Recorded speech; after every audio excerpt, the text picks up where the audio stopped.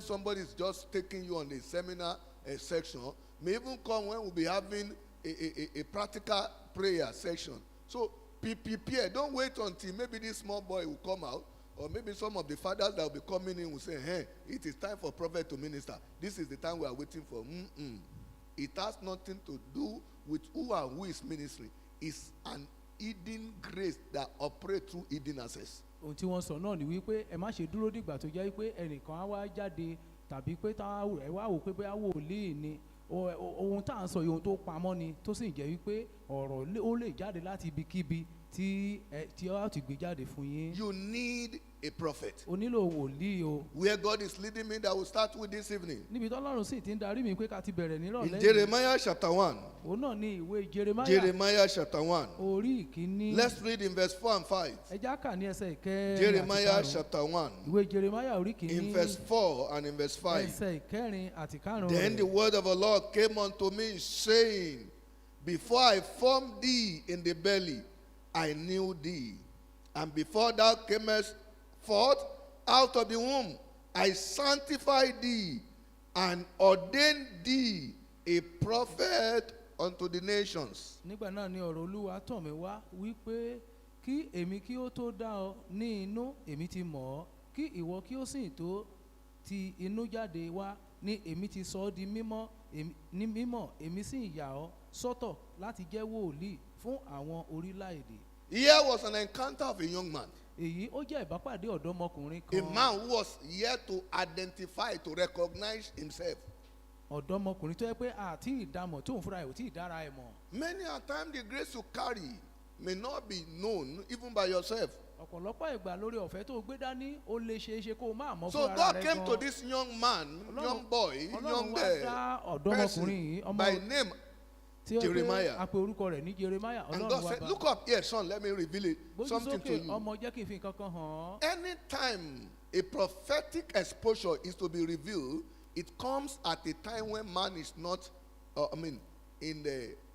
not ready, or may not even be aware of what God is about to do. Nígbàkúgbà tá a bá fẹ́ fi ọ̀rọ̀ àsọtẹ́lẹ̀ sílẹ̀, ó jẹ́ ìgbà tí ó máa ń bá ènìyàn ní pàjáwìrì tí ò tiẹ̀ ṣe tán. He said, before I formed thee, Ó ní kí n tiẹ̀ tó before you were mọ̀, born at all, kí a tiẹ̀ tó bí ọ rárá. maybe before your father and mother even thought of coming together. Kó tiẹ̀ tó dìgbà tí Maybe ìyá before àti your bàbá rẹ̀ parents sọ ever wípé married. wọ́n fẹ́ fẹ́ ra wọn nígbà tán tiẹ̀ tí Say fẹ́ ra before wọn. you are formed Ká tiẹ̀ tó mú ọ wá ká in tó the mọ̀ belly, before you are formed in the belly, oyún nínú ìyá rẹ̀. before your conception was Kó noticed, tiẹ̀ tó di pé a tiẹ̀ lóyún rẹ̀. God said, I knew thee. Ọlọ́run wí pé mo mà ti mọ̀ ọ́. Number 2, he said, before thou camest forth out of your mother's womb, Ó ní kó o tó di pé o wá I láti inú ìyá rẹ̀. sanctify you, Mo ti yà ọ́ sí mímọ́. and I ordained you to be a prophet unto the nations. Mo sì ti yàn ọ́ gẹ́gẹ́ bí wòlíì fún orílẹ̀-èdè. So we'll be starting with these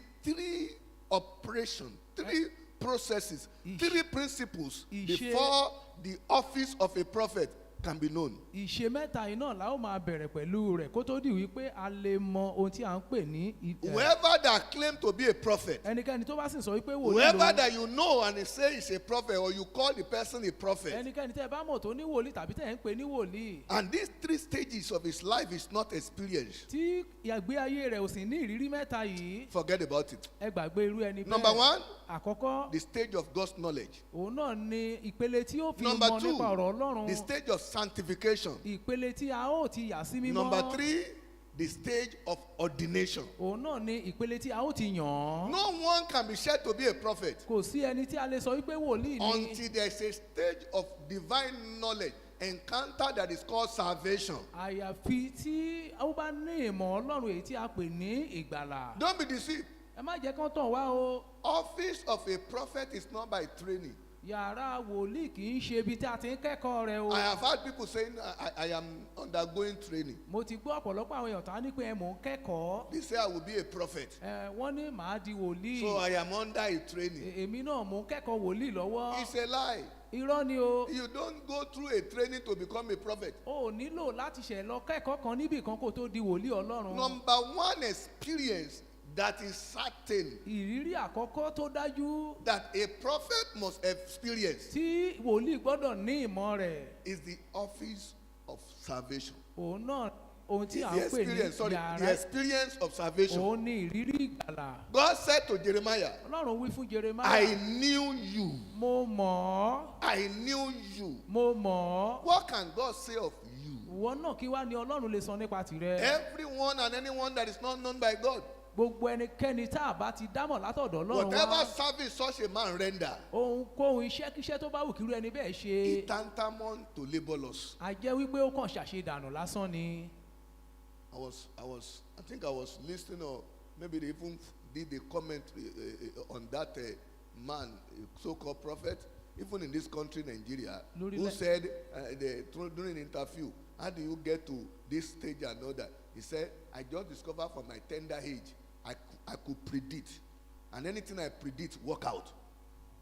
So automatically, it becomes a prophet. a kàn béèrè lọ́wọ́ ẹni ẹ̀ náà tó jẹ́ gbajúgbajà lórílẹ̀‐èdè yìí pé báwo lẹ ṣe mọ̀ pé wòlíì ní ó ní ìgbà kékeré ni tóun bá sì ti sọ a máa rí bẹ́ẹ̀ bó ti ṣe jẹ́ wòlíì náà nìyẹn. Prophetic office is not by prediction. àyàrá wòlíì kì í ṣe ibi tí ènìyàn kàn ti máa sọ. It's not an occultic office. kì í ṣe yàrá ibi tó yẹ pé a ti máa ṣe ewé tàbí egbò. You don't predict to become a prophet. o sì gbọ́dọ̀ máa kàn sọ nǹkan wípé bóyá yóò rí It báyìí. comes first by encounter. àwọn kọ̀ọ̀kan bá dá ọlọ́run mọ̀ ó bọ́ ọlọ́run pàdé náà. You might have encountered God at salvation. nípa ti ìgbàlà o lè ti bá ọlọ́run pàdé. It is not just by when I dream it come to pass. kì í ṣe pé bóyá tí n bá ti lálàá ó máa ń rí bẹ́ẹ̀. Listen, everybody dreams. ẹ gbọ́ gbogbo èèyàn ló ń lálàá o. Both believer and unbeliever. àti ọmọ ọlọ́run àti àwọn tí ò ń ṣe ọmọ ọlọ́run. In fact, there are people who are not even, who don't have any encounter with God, who don't even know God at all. They are in the occult world and their dream is always accurate. àwọn kan tiẹ̀ wà tí wọn ò tiẹ̀ ní ìbáṣepọ̀ pẹ̀lú ọlọ́run tó yẹ pé inú ẹgbẹ́ ìmùlẹ̀ làwọn wà tó sì jẹ́ pé tán bá ti So lálàá bẹ́ẹ̀ that you are dreaming pé o tiẹ̀ wà ń lálàá and yẹn it's usually constant tó sì wà ń rí bẹ́ẹ̀ or accurate. tàbí tó máa ń doesn't rí make bó you a ṣe rí prophet. gan ìyẹn ò tó So ẹ́ di the wòlíì. man said, anytime he said from childhood he used to predict. ó ní pé láti ìgbà kékeré lòun ti máa ń sọ In fact, àwọn nǹkan tó he máa said ṣe. one that is funny. ó tiẹ̀ sọ ìkan tó yẹ kó pani Said there was a lẹ́rìn. time they lost something in the school or something like that. ó ní ìgbà kankan wà tí ìkankan sọnù nílé ìwé tàbí bẹ́ẹ̀ And he picked kola nut. wípé òun sì wá mú obì. Say, if it's you that you steal Bẹ́ẹ̀ it, tó bá or jẹ́ this ni one. ló mú, Oh yeah, tó bá jẹ́ ni. let it in. ó yá kó dojú. And said the things and said, it's this person. And Say, when they "Oh, find yeah, out, yeah." they discovered it was the one. Nígbà And tó from sì there, wá wo he ẹni said yẹn. that's how people started saying, this is. One day, he just got up and he opened a church. pé báwọn èèyàn ṣe bẹ̀rẹ̀ sí ní sọ pé ó ní ẹ̀bùn yìí o ọjọ́ kan náà ló kàn bẹ̀rẹ̀ ìjọ ló sì ń di wòlíì.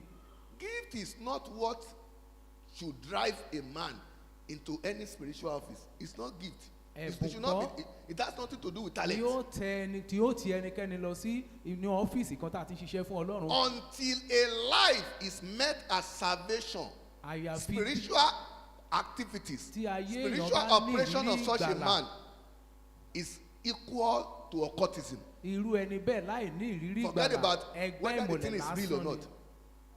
Until there's an encounter of salvation, àyàfi ìgbà tí ìrírí ìgbàlà bá wà. every operation of any man, gbogbo ohunkóhun tí ẹnikẹ́ni lè ṣe. even if it have evidences of testimonies, pàápàá kó tiẹ̀ wá láwọn ẹ̀rí gan. once there is no salvation record, níwọ̀n ìgbà tí a bá ti dá ayé ẹni yẹn mọ̀ pẹ̀lú gbàlà. I tell you, it's just occultism. a jẹ́ wípé iṣẹ́ ewé àtegbò God said to Jeremiah here, ọlọ́run bá Jeremiah Number sọ̀rọ̀ one, ní àkọ́kọ́. I knew you. mo mọ̀ ọ́. I knew you. mo mọ̀ ọ́. Can God say to you where you are seated there, ìwọ I náà know you? ṣé ọlọ́run lè gbẹ̀rí rẹ jẹ́ pé mo mọ̀ ọ́ níbi What tó can jókòó God sí. say about you? wàá gbọ́ kí wá lọ́lọ́run lè sọ nípa rẹ. The church may know you based on activities. òótọ́ ni nípa akitiyan rẹ nínú ìjọ lè mọ̀ ọ́. The church may know you based on your seriousness and some kind of spiritual operation activities. ìjọ lè mọ̀ ọ́ torí pé o ò fi ọ̀rọ̀ ọlọ́run ṣeré o sì máa ń tètè dénú ṣọ́ọ̀ṣì. No. irọ́ o. God must have a knowledge of you first. ọlọ́run gbọ́dọ̀ ní òye nípa rẹ. There is a book, a register in heaven. Until the name of a man appears there, everything he does on earth is useless. ìwé kan wà lọ́run tá à ń forúkọ èèyàn sílẹ̀ sí àyàfi ìgbà tá a bá tó kọ orúkọ rẹ síbẹ̀. And that's why in the spiritual realm, when they want to fight a man, they will first of all check, does he have his name in the book of life? If yes, they will run away. But if no, it's easy. And that's why many of us, as an encounter, we experience something and we begin to say, but I'm born again now. Why am I still having this challenge? Why am I still? Go back to Calvary today. It is possible your name is absent in the book of life. Ó ṣeé ṣe kórúkọ yín má ti sí nínú ìwé ìyè ẹ padà sí Calvary. The Bible says, Bíbélì wípé before you are formed in your mother's pé womb, kí a tiẹ̀ tó mọ̀ ọ́ nínú ìyá I rẹ̀, knew you. mo ti dá ọ mọ̀. And number 2, he said, Ìkejì ó wá wípé before you finally came out of the womb of your mother, pé kó o tó jáde wá láti inú I ìyá rẹ̀, sanctify you. èmi ti yà ọ́ sí The mímọ́. second stage Ìpele kejì of the operation nínú iṣẹ́ before a man can be said to be a true child or servant of God or prophet kí a tó lè sọ pé ọmọ Ọlọ́run tàbí ìránṣẹ́ Ọlọ́run, is the stage of sanctification. òun náà ni ìyàsímímọ́. Salvation make you to come to God. Ìgbàlà máa jẹ́ kó wá sọ́dọ̀ Ọlọ́run. Salvation make you to be afraid of sin. Ìgbàlà máa jẹ́ kó máa sá fún ẹ̀ṣẹ̀. Salvation make you to desire God. Ìgbàlà jẹ́ kó fẹ́ Ọlọ́run. But sanctification make you to be rooted, to be deeper in the love of God and to frown at anything called iniquity. Ṣùgbọ́n ìsọdi mímọ́ á jẹ́ kó walẹ̀ jìn nínú ọ̀rọ̀ Ọlọ́run àti pé kó lè sá fún gbogbo ohun tá a lè pè lẹ́ṣẹ̀. Sanctification make you to be dead to the flesh. Ìsọdi mímọ́ á jẹ́ kí ara rẹ kó di òkú sí ẹ̀ṣẹ̀. That's why you see some people today, they operate mightily on the altar, and immediately after the altar, you see their behavior. You question is, what is happening? Some people are yet to be cooked. I was listening to one Baba, and although it's a funny thing, but when I sat down, I said, somebody need to learn from this Baba. The Baba said some people provoke him, and he said it in Yoruba. He's a prophet of God. He said it in Orí Yoruba. Ọlọ́run ni ó láwọn kan bí òun nínú ó sì ń sọ lédè Yorùbá. Baba ní ń gbà mo di kúkú.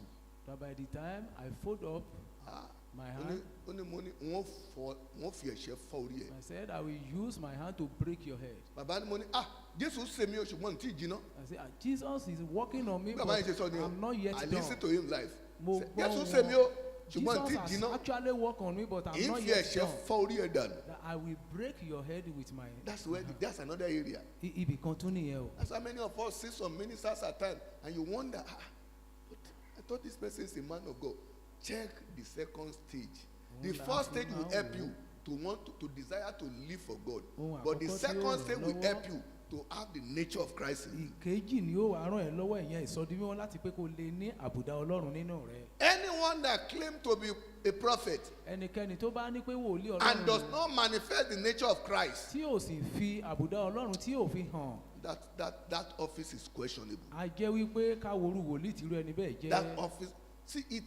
Let me remind you again. Let me say it time and time again. Ẹ jẹ́ kí n tútù sọ láìmọye ìgbà sí i. Prophetic office Ilé iṣẹ́ is not known by the display of gift. yàrá wípé èèyàn jẹ́ wòlíì kì í dámọ̀ nípa iṣẹ́ tó ń ṣe. Is the nature of the highest prophet. Ṣùgbọ́n ó ní í ṣe pẹ̀lú àbùdá Ọlọ́run fúnra ara rẹ̀ tí í When ṣe you begin wòlíì to àgbà. live like God, Níwọ̀n ìgbà tó bá bẹ̀rẹ̀ sí ní hùwà bí when you Ọlọ́run. begin to speak like God, Níwọ̀n ìgbà tó bá fẹ́ bẹ̀rẹ̀ sí ní sọ̀rọ̀ tó when fi people ọ̀rọ̀ around fún you look Ọlọ́run. at you and they say, I want to be like him. Nígbà táwọn èèyàn bá tiẹ̀ ń wò ọ́ tígbé ayé rẹ̀ sì ń wù wọ́n láti It's not kó that lè they wà say, bíi tirẹ̀. That man, you can heal. Oh.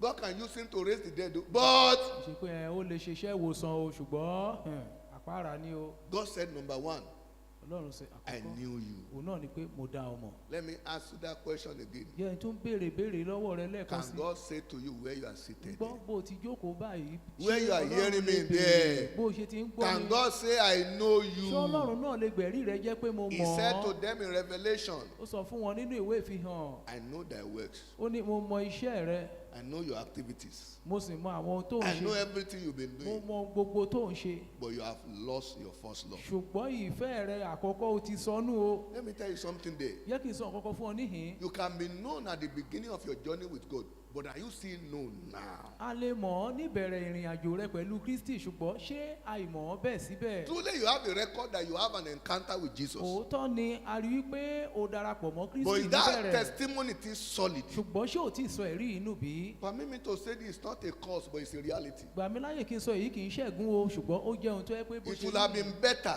that some people die Ìbá ti a dá. month after táwọn their èèyàn kan conversion, kú nígbà tó yẹ pé wọ́n fayé wọn fún Jésù lóṣù kan they will have made heaven. wọ́n á ti lọ sọ́run. But now, ṣùgbọ́n nísinsìnyí that salvation they want ṣé ẹ rí ìgbàlà tí wọ́n ní yẹn is gone. wọ́n ti sọnù o. They don't have it again. wọn ò ní mọ́. They've lost it. wọ́n ti sọnù. And that's why you must check your salvation. òun gan náà ló sì ń ṣe fi gbọ́dọ̀ yẹ Is it ìgbàlà rẹ still wò. current? ṣé ó ìwà ń Is it bẹ̀? still valid? ṣé kò tí ì bàjẹ́? You can have your international passport. o lè ní ìwé ìrìn àjò rẹ. You may have your driving license. o lè ní ìwé ìwakọ̀ rẹ. But there is usually a date on it that reveal whether it is valid or what. ṣùgbọ́n Expired. a fi déètì kan sí èyí tí ó ṣiṣẹ́ wípé bóyá ṣé ó ìdá àbó ti lọ. Permit me to tell you, jẹ́ kí n sọ èyí fún ọ. salvation can expire. ṣé ẹ rí ìgbàlà náà òun náà a máa expire o. If your life is contrary to the life of Christ you were once living. bí ayé rẹ bá kọ̀yìn sí. That's ìgbé why ayé you must Kristi not tó agree ń with gbé. those who preach eternal security. òun ló ṣe nígbà pẹ̀lú àwọn èèyàn tó ń wàásù nípa eternal security. People are telling you that once you are born again, you are forever tó born ń sọ again. fún ọ yí pé níwọ̀n gbà bó bá ti fi ayé rẹ fún Jésù ó ti di ọmọ Ọlọ́run títí ayé nìyẹn. God will overlook everything. kó tó lè ṣe Ọlọ́run á gbàgbé. Imagine people saying he has redeemed you ahead of the sin you will commit later. ẹ máa gbọ́ káwọn èèyàn máa sọ pé Ọlọ́run an ẹ̀ṣẹ̀ error, tó tiẹ̀ tí heresy. ìṣẹ̀ wípé Ọlọ́run ó ti sọ ọ́ di mímọ́ The lórí Bible rẹ̀. says, Bíbélì wípé if any man is in Christ, bí ẹnikẹ́ni bá wà nínú Kristi he's a new creature.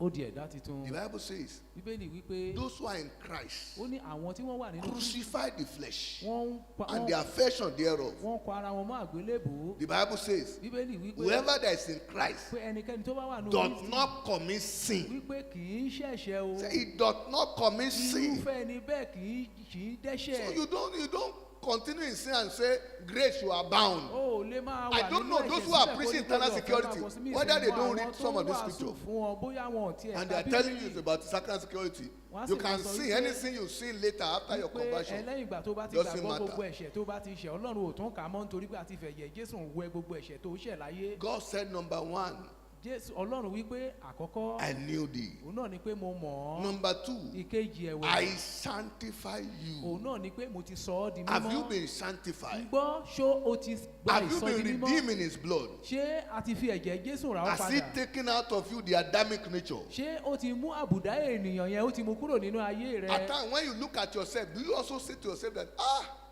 truly I am changed.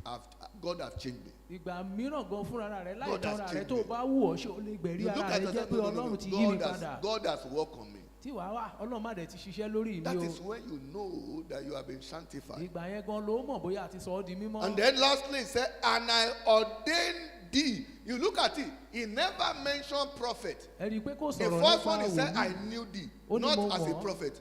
The second time, I said, I sanctify ìkejì ó ní you, mo not ti as a sọ ọ́ di mímọ́ prophet. kò ń ṣe bí gẹ́gẹ́ bí wòlíì o. Now, he said, I ordained you. ìkẹta ó ní mo ti yàn án. Prophetic office is by ordination. ṣé ẹ rí ilé yàrá wòlíì gẹ́gẹ́ bí yíyàn a máa ń yànyàn síbẹ̀ ni. Don't be called an answer to a prophet if you have not been ordained by God. tí Ọlọ́run ò bá pè ọ́ kó yàn án sí ọ́fíìsì wòlíì tẹ́nikẹ́ni bá pè ọ́ bẹ́ẹ̀ Men ìwọ náà má can call you dáhùn o. prophet.